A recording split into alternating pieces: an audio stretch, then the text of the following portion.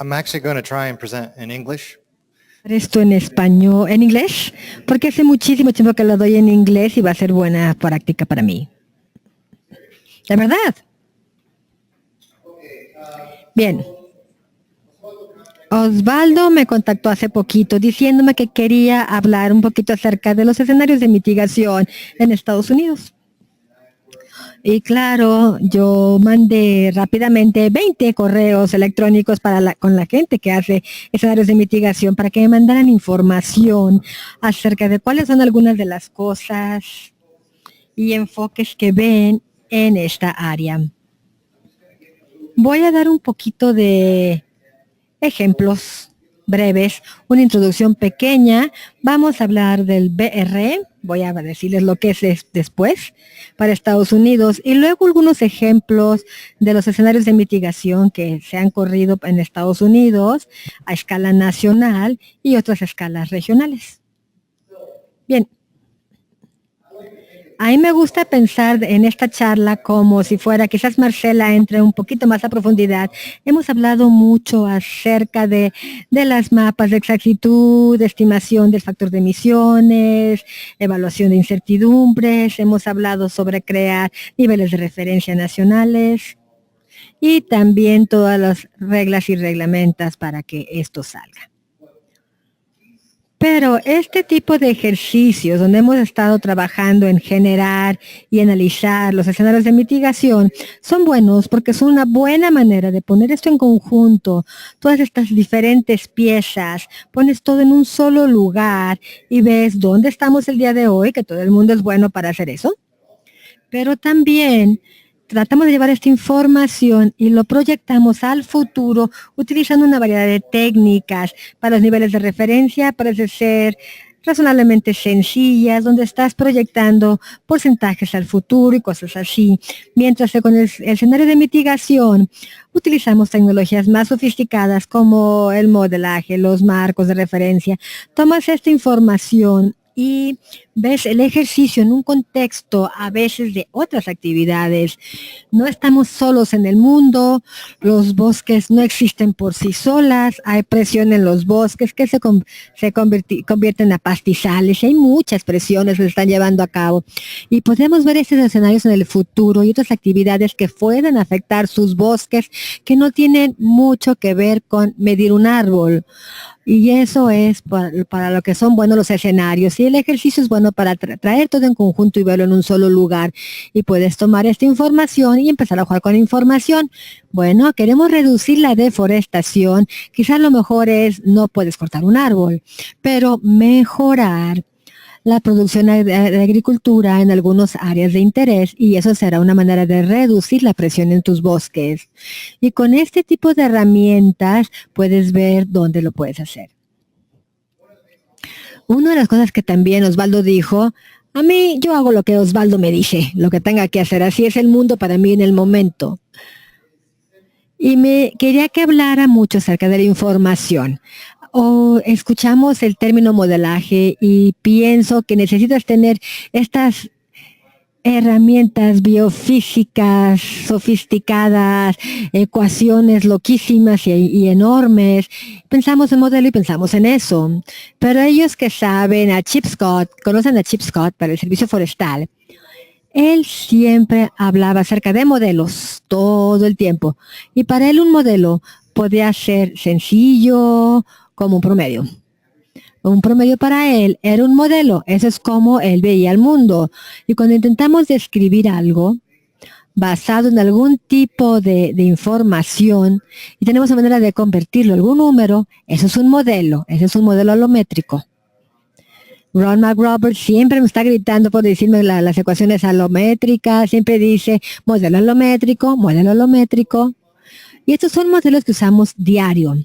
Y pueden ser tan sencillos como eso, pero sí, pueden ser tan sofisticados como cuando piensas sobre un modelo. Y vamos a ver algunos ejemplos de eso. Bien, ¿de dónde viene la información?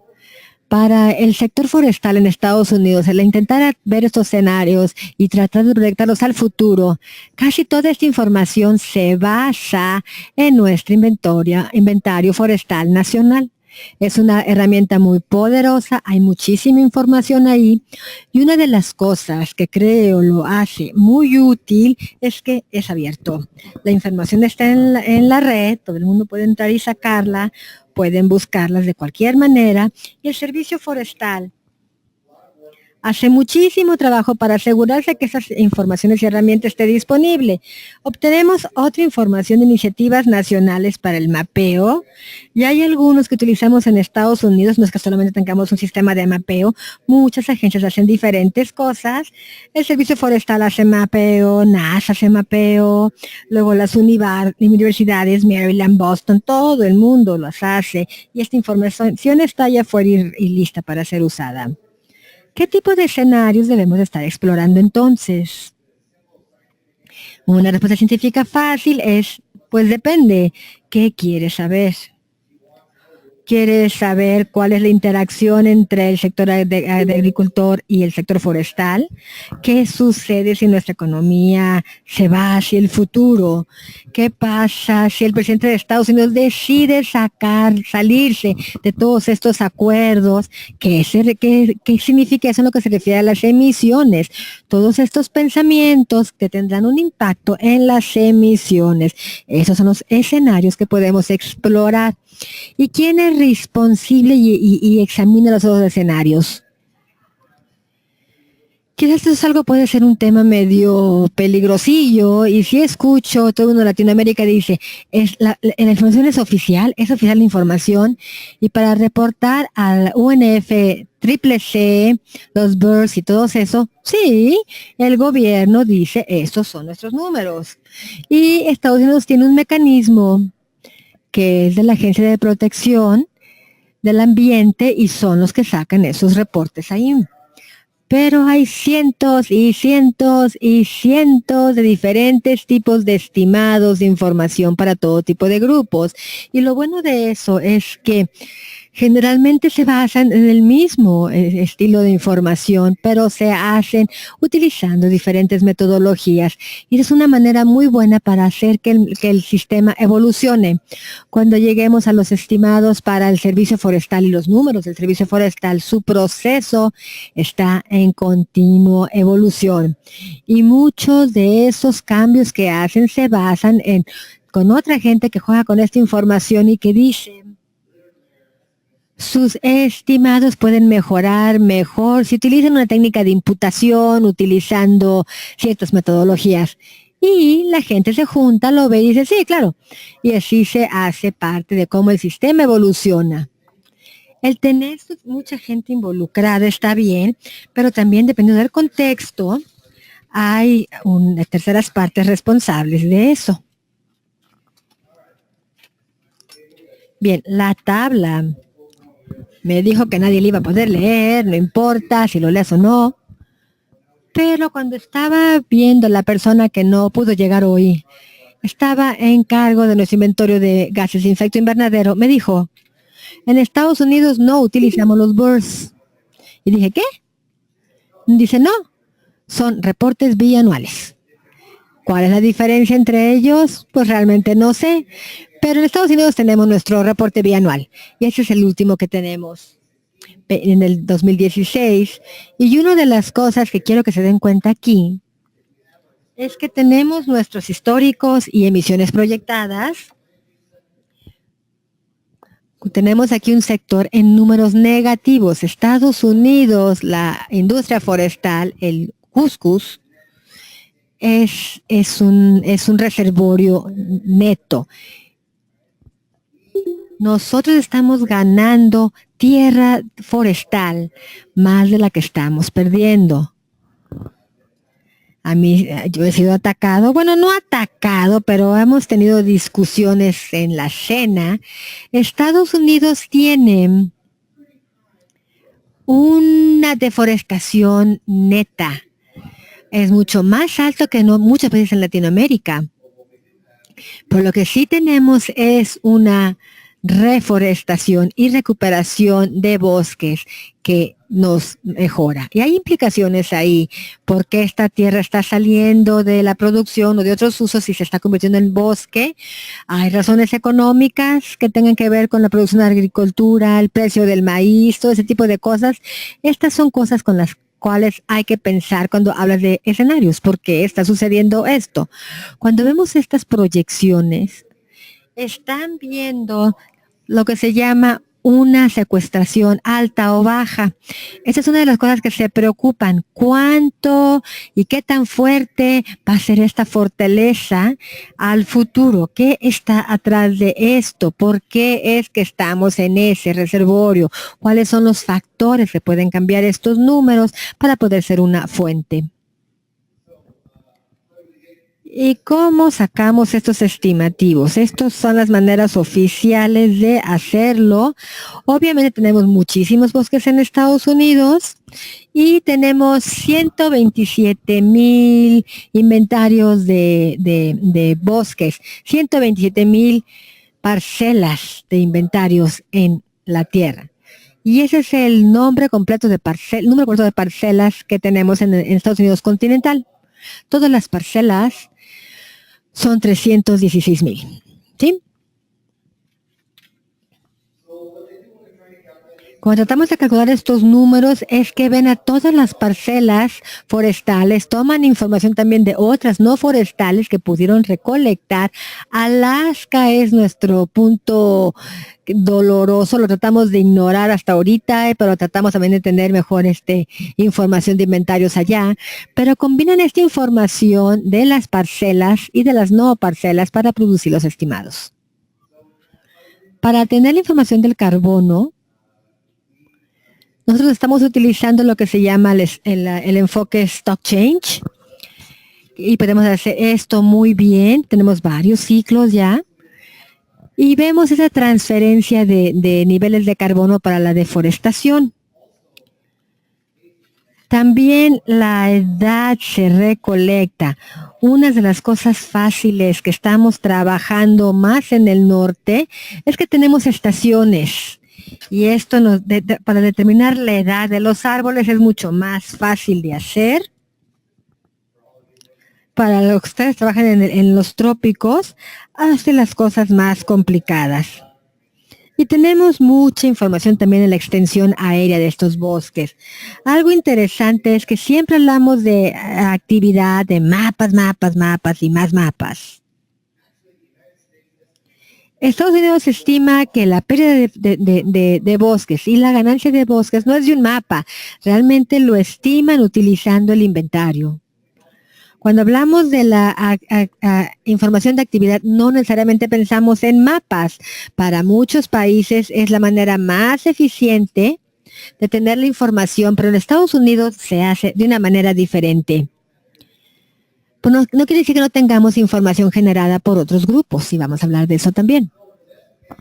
Para la estimación es Stock Change, delta por 1 por 2, y también ven a estos cambios dentro de algunas características o dominios, como Osvaldo le gusta llamarlos, los insectos, el clima, todos los cambios que están sucediendo en nuestras parcelas para generar y entender los estimados de carbono en diferentes categorías, que va a ser más útil un poco después. El pronóstico está haciendo matrices de identidad, utilizando estos números. Ahorita nuestras proyecciones solo utilizan el envejecimiento del bosque. Mientras más envejece el bosque, disminuye el crecimiento, pero la edad es un componente de cómo la información se predice para los números oficiales. También podemos regresar y ver esto, tener más información, como la atmósfera, el enriquecimiento de atmósfera, pero ahorita los números oficiales se basan en los disturbios, en la edad de estos bosques, y eso se lleva hacia el futuro para una predicción. Aquí está una predicción. No me acuerdo qué año es, creo que es del 2014, que se hizo hacia el futuro. La Tierra se convirtió al bosque, los bosques que se mantienen como bosques. Y aquí pueden ver sumideros muy importantes hacia el futuro, mientras van envejeciendo más. Pero podemos entender cuáles son los tipos de disturbios que se están llevando a cabo y cuáles son las emisiones de estos disturbios, ¿sí?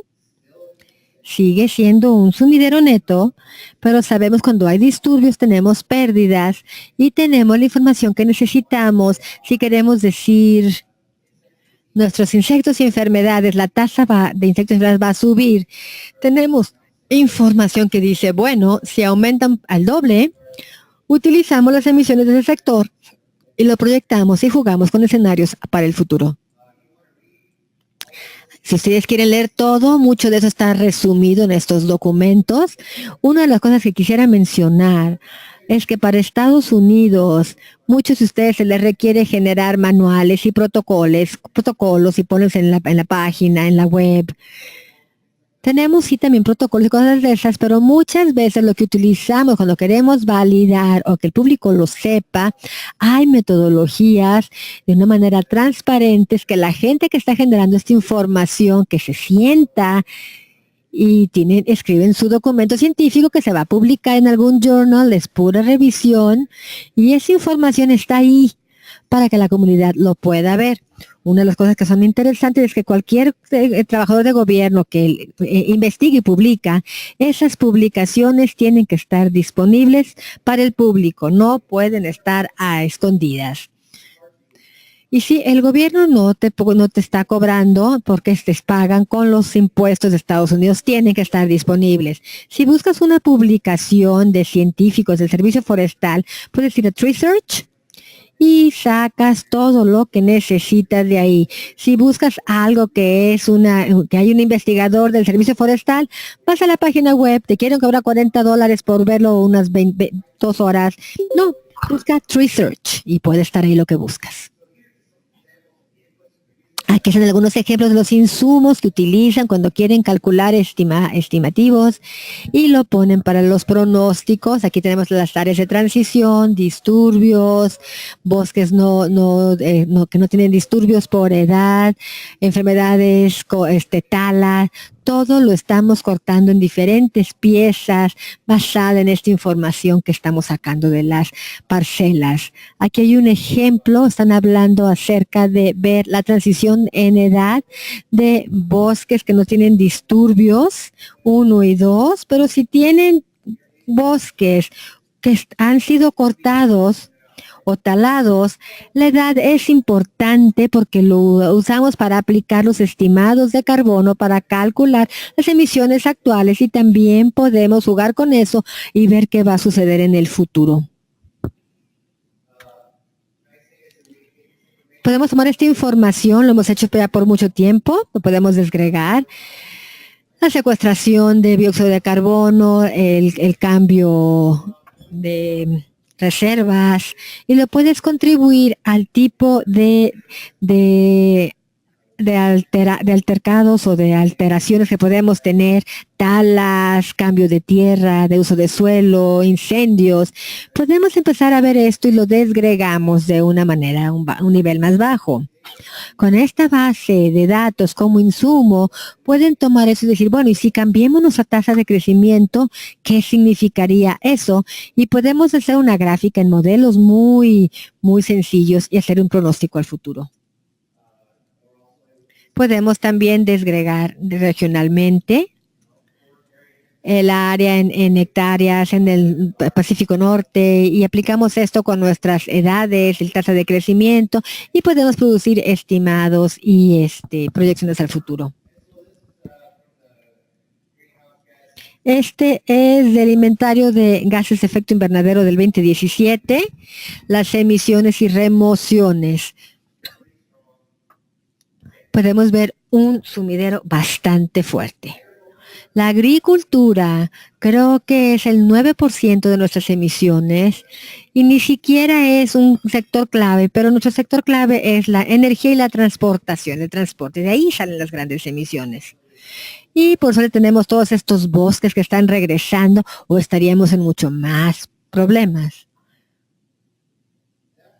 Ese es más o menos cómo sucede con los números oficiales, cómo producen los estimados y los pronósticos al futuro. Y eso es básicamente sale de un equipo de más o menos 12 personas en el servicio forestal que producen los números sobre los bosques y las emisiones y las proyecciones. No es un gran grupo tampoco, pero atrás de eso están cientos de otros científicos, las flotillas, la infraestructura, pero cuando se trata de hacer cálculos, no es mucha gente la que está atrás sentada y haciéndolas. Si seguimos a los ejemplos de que la gente que les enseñé anteriormente estaban ayudando con las emisiones y los estimados para el futuro, también decidieron hacer algunos escenarios. Están tomando la misma información y quieren ver, bueno, ¿qué sucede si seguimos teniendo cambios forestales en tasas históricas? ¿Qué pasa si nuestra área boscosa se detiene? ¿Qué significa eso? Están hablando y preguntándose qué va a pasar con la fortaleza de nuestro sumidero. Eso es algo importante para Estados Unidos en lo que se refiere a las emisiones del gas. Este es un ejemplo de un ensayo que hicieron, un trabajo. ¿Qué va a pasar si el bosque es constante, si va a seguir yendo a la misma tasa o va a disminuir? Y vamos a ver entonces que sin importar qué escenario estamos viendo, nuestra fortaleza del sumidero está debilitándose. Sin importar por dónde cortamos el pastel, vamos a estar perdiendo esa fortaleza del sumidero que tenemos en el futuro. Este es un escenario que es importante para que alguien sepa y que diga, oye, bueno, como se ve ahorita, si ves el clima, el plan de acciones de Obama o otras iniciativas, casi todos los escenarios de mitigación del futuro, ninguno de ellos tenía nada que ver con el sector forestal. Vamos al sumidero ahí y dice, bueno, va a seguir continuando. Y estaban trabajando en energía limpia, solar, el reducir o aumentar la eficiencia de los carros, todos esos otros tipos de cosas para mitigar nuestras emisiones de gas de efecto invernadero. Mientras que ahorita quizás estemos o necesitamos ya empezar a preocuparnos. Porque si ves a todos los documentos que para qué vamos a hacer para mitigar, no hay mucho que ver. Hay alguna que otra plática para incentivar la recuperación de los bosques, disminuir la mancha urbana. Otros ejemplos a escala nacional. El Fasum Wagum Wagum. Este es un modelo interesante porque es el sector de bosque y de agricultura para optimizar el modelo de gas de efecto invernadero. Y lo importante de este modelo es que saca información de nuestros bosques, pero también trae toda la información en el sector de agricultura.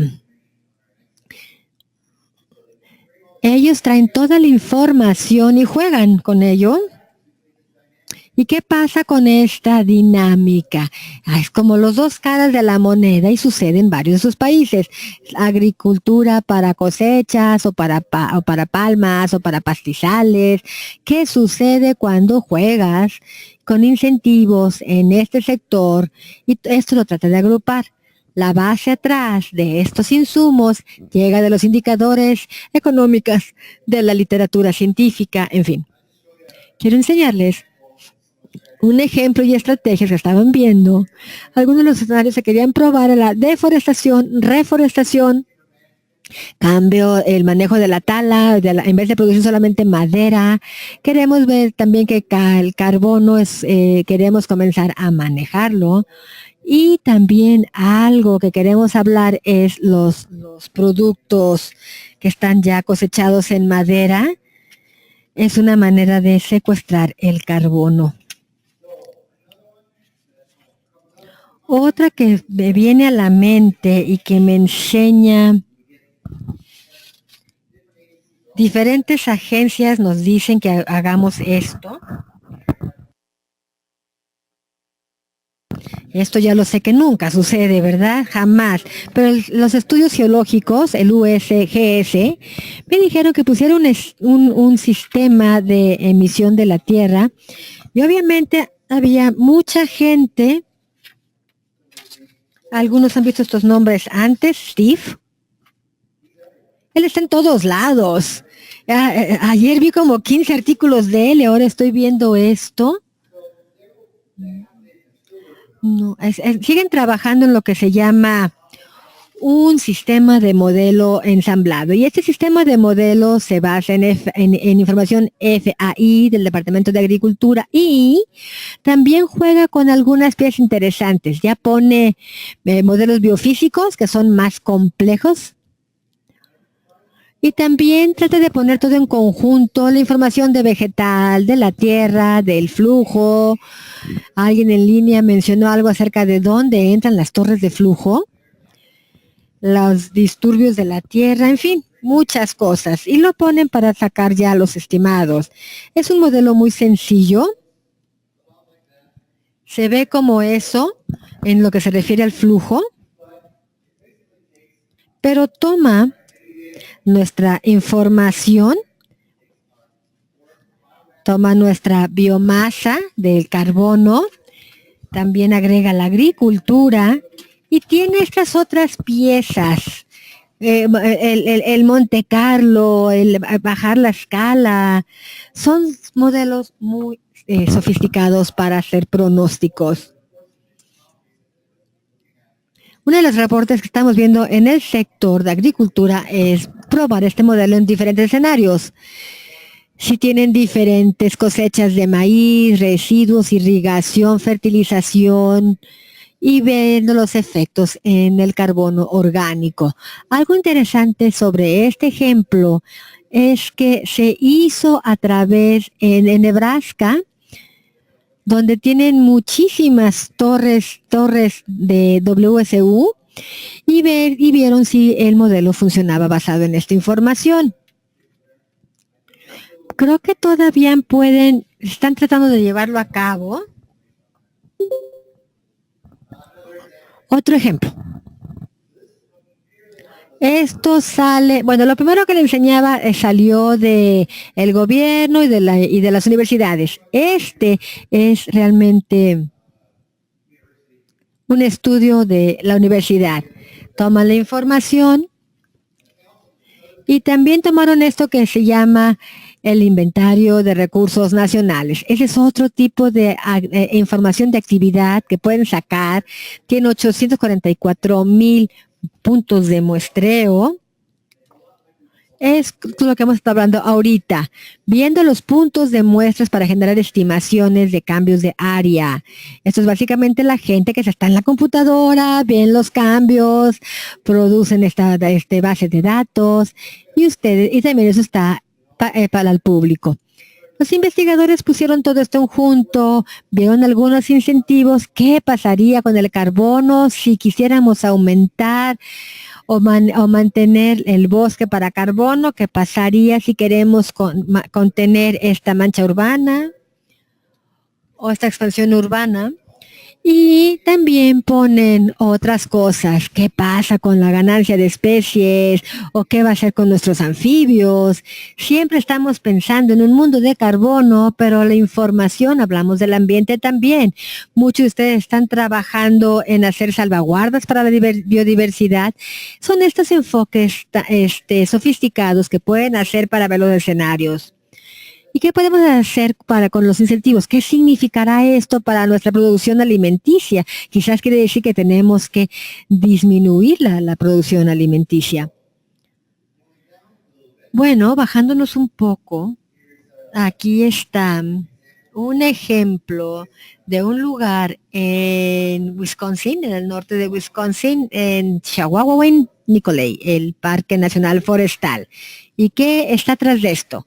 El servicio forestal maneja mucha tierra. Ese es nuestro trabajo, manejar los bosques nacionales. Y ha habido directivos y para que cada bosque tenga un plan de acción climático. ¿Qué tenemos ahorita? ¿Qué va a suceder en el futuro con nuestros bosques en lo que se refiere al carbono? Y mucha de esta información viene, ya adivinaron, el inventario forestal. Pero también hay herramientas. Este es el estimador en línea de carbono.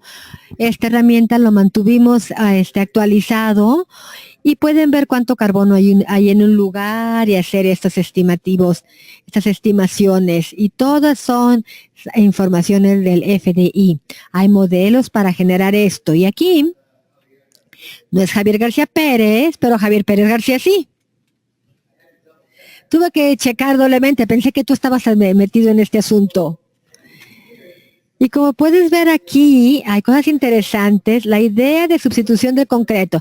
¿Qué pasa si empezamos a utilizar madera en vez de concreto para la construcción? ¿Qué significa eso en lo que se refiere a las emisiones? Productos de madera con la rotación de 80 años. ¿Qué pasa si cambiamos nuestras rotaciones? Si no hacemos ningún tipo de cosecha, ¿qué significa eso con lo que se refiere a la emisión de carbono? Este es un proyecto interesante que se llevó de un lado a otro. Todos son las investigaciones y este reporte en particular está trayendo todo en conjunto para presentarlo en un solo lugar. Atrás de estos, no solamente el estimador de carbono en línea, hubo modelos biofísicos que se corrían para tratar y de hablar y entender lo que podría suceder en el futuro en estos bosques en el norte de Wisconsin. Otro modelo que se está llevando a cabo es el modelo INTEC y básicamente es calibrarlo con la información FIA, con una información teledirigida, lo pone el proceso haciendo estos modelos interesantes y de puras mezclas y nos lleva hacia un futuro, y esto ha sido corrido en diferentes lugares en Estados Unidos. Puedes correrlo en la escala nacional si quieren. Esto no proyecta el futuro, pero sí lo puede hacer. Y unas cosas interesantes para incluir son modelos biofísicos en las proyecciones, es que pueden ver cosas más allá que solo el factor económico, sino también pueden decir qué pasa con los efectos con nitrógeno, con carbono, qué significa eso para el carbono, y también los disturbios o los cambios o la edad. Podemos ver esta fuerza de sumidero. Va a ser más rápido. La fortaleza de sumidero. Bueno, Mac y Max nos están hablando aquí. Bueno, aquí tenemos un ejemplo final. Y esto nos va a llevar a lo que Marcela va a estar hablando para México. Hubo esta comisión para una cooperación, un proyecto trinacional con 2 fases. Acabamos de terminar la fase 2, donde cada uno de los 3 países se juntó, haciendo escenarios a futuro, utilizando diferentes modelos, en este caso principalmente el del servicio canadiense, para ver algunos sitios en Canadá, Estados Unidos y México, y entender cosas que estaban sucediendo en cada sitio, pero también tratando de hacer comparativos. Y acabamos de concluir la fase 2, pero lo interesante de la fase 2 fue que no solamente fueron los bosques, vimos también ideas como ¿qué le sucede a los productos de madera? Lo dejamos atrás de nuestro modelo para entender los modelos. ¿Qué pasa si jugamos con estos factores de desplazamiento? ¿Qué pasaría si en México, en vez de hacer casas de concreto, empezamos a utilizar madera? Y si Estados Unidos comienza a hacer estas, no sé, esos edificios de 40 pisos que son de madera, ¿qué pasaría si jugamos con estas sustituciones? Y el enfoque que vieron para Estados Unidos básicamente fue la información, claro, ya lo adivinaron, del Inventario Nacional Forestal, La información de actividad puede venir de cualquier producto que esté allá afuera. Estaban utilizando los nacionales. Para darnos más información, tenemos nuestra información del inventario forestal nacional. También tenemos buenas ideas sobre tasas de crecimiento.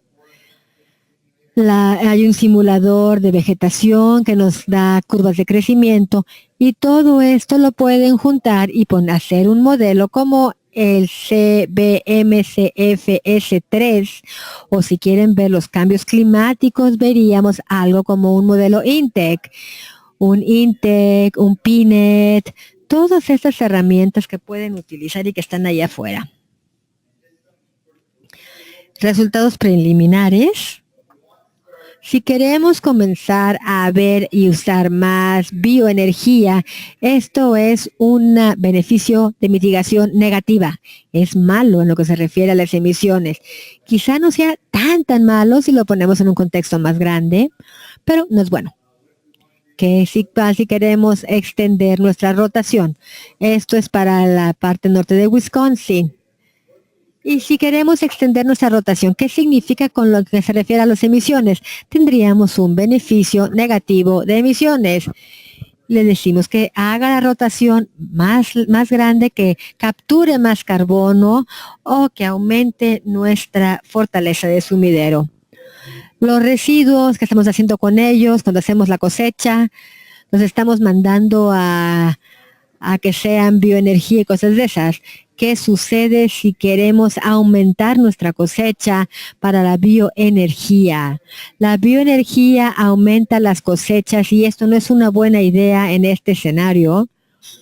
Si estamos interesados en emitir o evitar emisiones del sector forestal.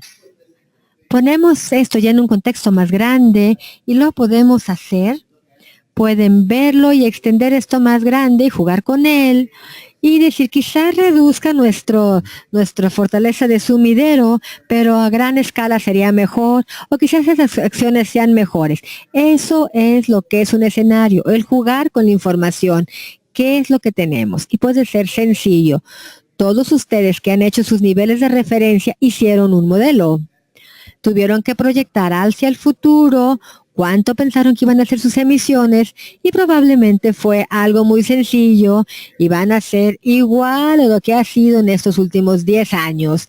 Pero pueden empezar a jugar con las políticas y qué efectos, cómo van a obtener la reducción, qué significa en lo que se refiere al sector forestal. Marcela va a tener mejores ejemplos. Conclusiones. El FIA es una base de datos muy poderosa. Tenemos suerte. México tiene suerte también. Colombia va a tener la suerte. Honduras ya tiene suerte. Ustedes ya están empezando a hacer todo esto. Salir al campo, obtener la información, manteniendo buen acceso de calidad y de control, produciendo estimados. Y esos estimados se pueden utilizar y están disponibles por todo tipo de gente para que haga cosas que nunca pensaron que eran posibles. Hay un investigador para el Servicio Forestal, Chris Woodall, que es una de las personas más creativas que haya visto. Más creativo con su vello facial, su barba, pero también hace cosas muy interesantes que sale de esta base de datos, hace investigaciones, son cosas pequeñitas y todo, basa su información en esta información del FIA. La única manera de proyectar escenarios a futuro es a través del uso de modelos. No se asusten. Los modelos pueden ser cualquier tipo de cosa. Pueden ser un promedio, pero cuando hablamos de modelos, no se asusten. Es la única manera que lo podemos hacer. Podemos monitorear, podemos ver cuánto se redujo saliendo y midiendo, y eso es una medida actual. Pero si queremos decir qué va a suceder acá, tienen que hacer un modelo. Hasta que algún tipo de máquina del tiempo sea inventada, es la única manera de hacer ese tipo de cosas.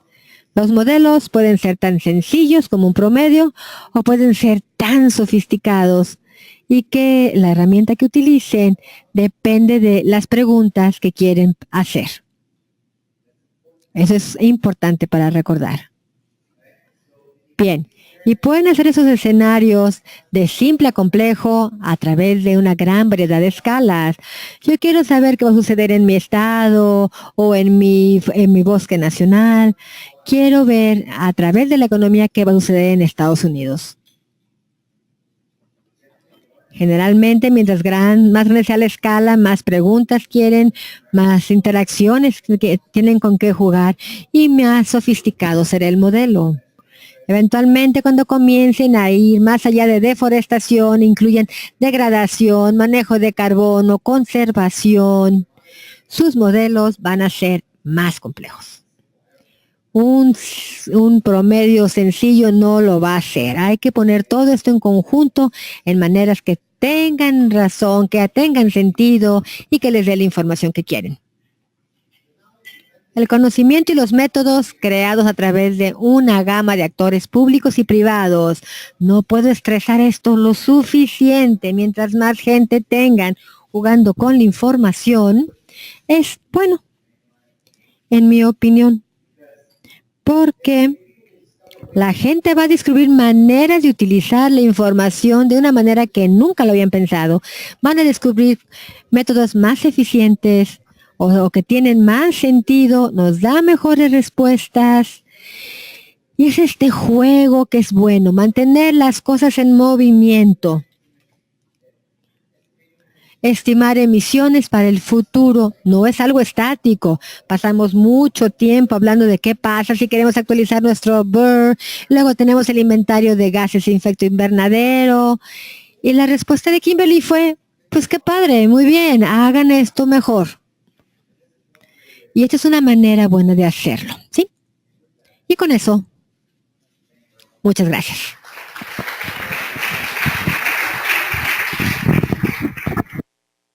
Creo que entramos a las preguntas. Muy interesante tu presentación, muchas gracias. Tengo dos preguntas, si me permiten hacerlas. La primera tiene que ver con que si tienes algún ejemplo tanto de los modelos que mostraste o que conoces, de la incorporación o cómo abordan escenarios donde ocurren eventos con ¿cómo se llama? Un periodo de ocurrencia bajo. Por ejemplo, pueden ser inundaciones, o en el caso de que le tocó a Chile en los incendios forestales del verano pasado. Si conoces dentro de estos modelos alguna forma en que lo aborden, y lo otro, si quieres, te la hago después o te la hago al tiro, que tiene que ver con te la hago ahora, perdón, un modismo chileno, te la hago ahora, que tiene que ver con quizá un carácter un poco más filosófico del uso de modelos, y tiene que ver con un poco con que en Chile se han tratado como de esbozar que nosotros en nuestros próximos inventarios de gases de efecto invernadero incluyamos las predicciones hacia futuro, y tiene que ver con que si en el caso, porque yo trabajo desde el punto de vista más hidrológico, la modelación, y desde el punto de vista hidrológico, el gran input que se le ingresa a los modelos tiene que ver con meteorología. Entonces, cuando uno trata de hacer proyecciones, se basa en otros modelos, en los modelos climáticos globales, que ya tienen una alta tasa de incertidumbre. Entonces, cuando estoy incluyendo ya un dato con una alta tasa de incertidumbre, y además tengo otros datos con una alta tasa de incertidumbre, como pueden ser los datos que nosotros recogemos en campo, que como le mostraban delante, que había incertidumbre en los cambios, que ya tenemos medido, incluso ahí hay una alta tasa de incertidumbre. Si no pasa esto que siempre piensan los modeladores, que si yo basura pongo, basura voy a sacar. Esas dos son al final es qué tan válido puede hacer estos modelos, qué tan importante, o estamos nosotros haciendo proyecciones, pero de verdad es tanta la alta tasa de incertidumbre que tienen estas proyecciones que de verdad no nos sirven tanto después. Bueno, primero voy a discrepar contigo, voy a empezar con lo último primero, de ahí de lo otro. Es que son válidos, son predicciones, ¿no? buenas o no tan buenas, eso depende un poco, ¿no? En general de los datos que uno tiene para ingresar. Entonces, eso no quiere decir que no es un proceso inútil, ¿no? Nosotros podemos ver en nuestro mundo de modelo lo que está pasando. Claro, valores absolutos en términos de lo que les pide pago por resultados, por ejemplo. Sí, ese es un poco más complicado, pero no les piden a ustedes, ¿no? Que proyectan y que el pago por resultado es por el resultado. Entonces, es mejor que ustedes tengan y usen el modelo con menos incertidumbre que pueden tener el día de hoy, pero ese tiene incertidumbres grandes igual, ¿no? Pero por eso en general proyectar, usar ese tipo de modelo, usen unos sencillos que las incertidumbres son más o menos fácil de cuantificar. Empleando modelos de estos súper más sofisticados, ahí cuantificar incertidumbre no es imposible, pero sí es un poco más complejo el proceso. Y sí, el futuro es incierto. Si vos me hubieras preguntado hace un año que hubieran ocurrido cosas, yo te hubiera dicho, imposible, ¿no? El futuro es así. Eso no quita que hacer el proceso y examinar, te he puesto que dentro de este mundo, el marco del modelo que uno está haciendo, si están analizando escenarios diferentes, sería muy, muy, muy, muy, muy difícil que por lo menos te equivocarías en el orden de importancia, ¿no? A lo mejor los valores absolutos, sí, pero eso es, el futuro es incierto, ¿no? Tratamos de proyectar. Los modelos de circulación global, sí, tienen, pero son muchísimos modelos, ¿no? Y si has leído que han estado como que incorporando y agregando y todo eso, a nivel global, más o menos funcionan bien. Cuando uno empieza a proyectar más y más y más hacia el futuro, es como demostraba Ruth, que tenía que sus errores, a medida que iban aumentando el diámetro de sus árboles, incrementaban. Corto plazo, por eso muchos modelos se corren corto plazo. Ustedes están haciendo nivel de referencia y están mirando hacia el futuro 2 a 6 años, ¿no? Tampoco están y estos modelos que tú decís están tratando de ver 100 años acá en el futuro, ¿no? ¿Cómo incorporas cosas de baja frecuencia? Claro, lo agregas al modelo, pero a lo mejor el efecto que verán no sería muy significativo y también tendría que, si es algo que ocurre con muy poca frecuencia, tendrían que incluirlo, correr el modelo más para ver el efecto de ese tipo de cosas. Por ejemplo, uno de los escenarios que hicieron bajo este proyecto CC en Estados Unidos, en el sur, era huracán, ¿no? Que son frecuentes, pero los grandes que realmente se llevan muchos bosques no son tan frecuentes, pero sí se logró incorporar y ver qué pasaba. Y gracias a tener información del inventario y todo eso, se podía modelar y saber cuál era el efecto en términos de eso. ¿Sí? Gracias. ¿Alguna otra pregunta? Yo nada, tenemos tiempo ya para una más.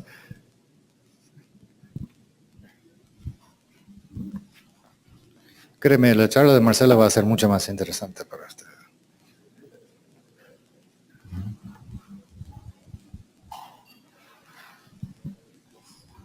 De hecho, no sabía si hacerle ahora la pregunta o esperar a la charla de Marcela. Hacer la pregunta y después te digo. Si yo no la quiero contestar, entonces la paso No, a ella. pero es que precisamente lo hemos hablado antes con Marcela y con Kimberly. Entonces quería lanzar la pregunta en general, que es simplemente a la hora de la verdad, a la hora de hacer a lo que nos estamos enfrentando todos aquí, que es a la hora de los reportes relacionados con Red Plus. Realmente, si este tipo de proyecciones, de escenarios, pueden jugar un papel fundamental. Si es así, ¿cómo podemos incluirlos? ¿De qué manera podemos incluir este tipo de escenario de forecasting, ¿no? De escenario approach? Bueno, yo hago y después hacerle la misma pregunta a Marcela después. Sí, se puede incluir justamente viendo y preguntando, ¿no? Queremos reducir deforestación, ¿no? ¿Qué significa en términos de emisiones? Pero ¿cómo hacerlo? ¿No? ¿Y qué significa eso? Por eso existen este tipo de cosas, ¿no? Es como, ¿cuál es la política que en realidad nos va a llevar a las metas que tenemos? Y es importante tener como que una cosa de taque, ¿no? Como dicen en Uruguay, taque, ¿no? Que reducimos deforestación, pero incrementamos cosecha. ¿Qué quiere decir eso en términos de eso? Y todo eso es importante ir jugando hacia el futuro. Pienso que, como decía antes, que son útiles, ¿no? Sí, basura entrando y basura saliendo, pero también está el viejo dicho que, ¿cómo es? Todos los modelos son horribles, malos, pero algunos son útiles, ¿no? Y eso es un poco lo que tú decís, es como que, bueno, ¿cómo incorporamos? Yo digo que piensan que tienen tan poco información acá, pero tienen más que suficiente de empezar a hacer procesos así. Créeme. Yo, por ejemplo, estaba en Perú con Werner una vez y él como que quedó, pero tienen eso. Y en Perú estaba, pero ni siquiera tenemos un inventario forestal. ¿Cómo podemos empezar a hacer modelos? Y era como que, pero tienen esto. Y sí, chao, se puede hacer, ¿no?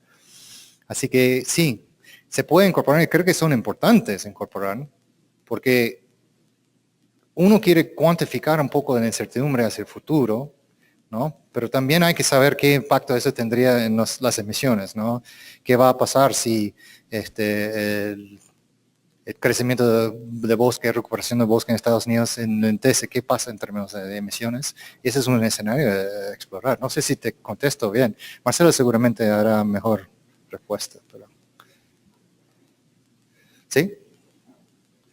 Yo no, solo para decirlo, no era nunca fanático de modelos. Yo vengo más bien del campo, de medir en el campo, y ese era mi enfoque. Y yo es como, los modelos son todos horribles, ¿no? Hasta después como que me dice, pero usas un modelo volumétrico, ¿por qué confías en el peso de tu árbol? Ok. Y ahí he visto esto ahora con toda la experiencia que he tenido estos últimos 6 años trabajando en Silver Carbon, que el mundo se espanta de la palabra modelo, se espanta de la idea de que cajas negras y todo eso, no son negras, algunas son complicadas, pero no son negras, están ahí. Pero lo que veo de la utilidad, además de escenarios y cosas así, el proceso, los procesos de tratar de implementar estos esquemas realmente son útiles porque te ayudan a poner los datos, acomodar, armonizar, ayudan por muchas otras cosas. Y eso para mí es el gran ventaja de este tipo de proceso. Y lo están haciendo ustedes, están tratando de tomar toda esta información y convertirlo para poder reportar a FOLU o USCUS como 2003, 2006, e integrarlo con los otros sectores. Están haciendo y tomando esa información y están tratando de armonizar, ponerlo y cuadrarlo, que las tasas de deforestación no cuadran con mis tasas de volumen que va a aserradero. No, eso fue en Colombia, con Marcelo, estábamos tratando de ver, pero ¿cómo que no cuadra? ¿No? Los procesos así ayudan a los grupos a encontrar los huecos, entender las diferencias, armonizar todo. Entonces, ya de por sí es un proceso válido. Además, encima, se puede jugar. ¿Qué pasa con...? ¿No? Sí. Bueno, ya me callo. Ya me están mirando, Marcelo. Pues muchas gracias, Craig. Si hay más preguntas, posteriormente lo revisamos. Bueno,